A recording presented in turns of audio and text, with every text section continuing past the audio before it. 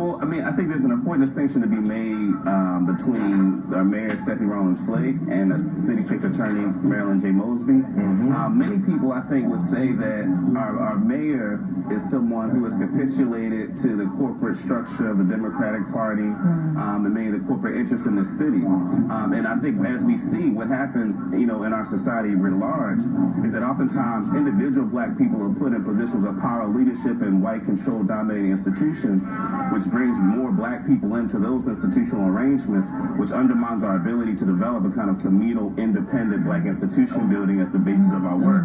And so Marilyn Mosby being elected was important because she was elected, as was alluded to earlier, for the purpose of prosecuting law enforcement officials. And she didn't get the same kind of corporate support. She was outspent tremendously by the incumbent, but she was able to get the grassroots support she needed. And I think this is what kind of gives her, and it was very courageous of her to do what she did yesterday, but I think she knows the kind of support she has behind her, and that's important. That's an important contrast. And I think if I could just say something else really quickly, because I think the Ferguson comparison is important, because I think people reduce racism to individual, white folks in leadership, black people who are succumb to white folks. And I think Baltimore shows the sophistication of white supremacy and how it operates, how it takes black figures, put them in institutional positions to give the veneer of justice when really the same institutional arrangement exists. Dayvon Love, you just dropped the mic so hard on that racial structural dissertation provided live on air.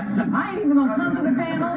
I'm just going to let the panel breathe in the commercial break, and then I'm going to let them respond when we come back. Dayvon Love in Baltimore, Maryland. Damn.